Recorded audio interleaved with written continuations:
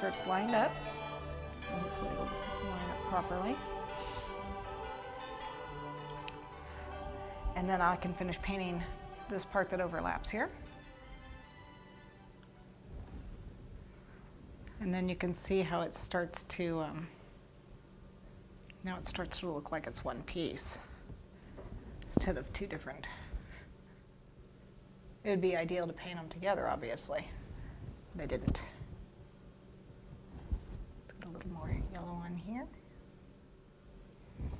Okay.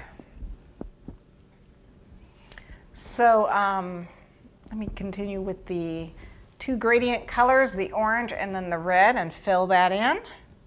And then I think this will be dry enough that we can actually start doing those lines. I'll show you the couple different ways that you can do the lines. Okay, so we're doing the top, and it's just going to be plain red.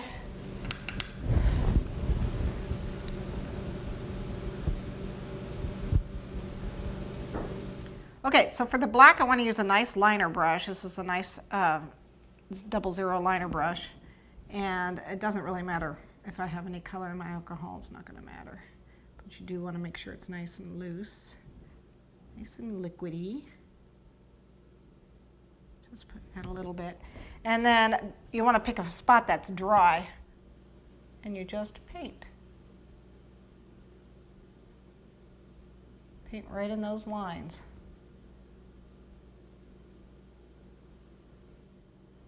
Okay, so it's really simple. And you feel the brush starting to drag a little bit, you need more paint.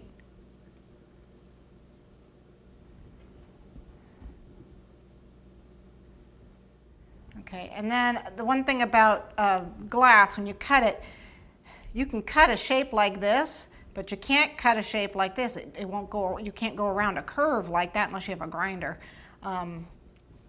So that's why you'll always see lines coming out from here, because you can't cut a piece of glass to go around a corner. It wants to go straight. Glass wants to go straight, just like sugar things. So I'm going to paint a line from the tip of that to the tip of this. Okay? Because there's no way I could get glass. That would have to be two different pieces of glass. All right? So that's how you paint it. For piping it, I'm going to do that on the back because I don't want to pipe on the front here. You want royal icing, and you want a fairly thin tip. Now I actually have a 5 in here, which is a little too thick. You want to use a 3 or a 2. And basically, you're just going to pipe right on these lines. Okay? And when you do it, you want to hold your tip up a little. You don't want to draw too much, although it's not going to hurt to draw on it because the lead is actually embedded in there. The lead line doesn't really stick out, so you could actually draw along if you want, and that will be just like a real lead line. So really dragging your bag along the lines, again, it's okay. Okay, but that's how you would do it if you were doing piping.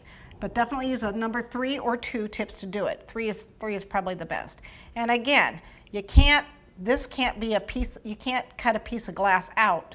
You can cut this piece, but you can't cut this piece. And all of this is glass, so you're going to have some lines in here. So you have to draw a couple lead lines. Okay.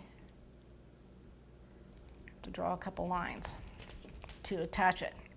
And we'll get more into that as we finish this.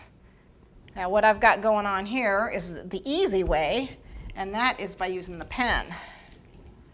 And here is the food marker pen. Let me see if this is dry. It is. Okay, and so basically, let me get down here. I can just hold it and just draw.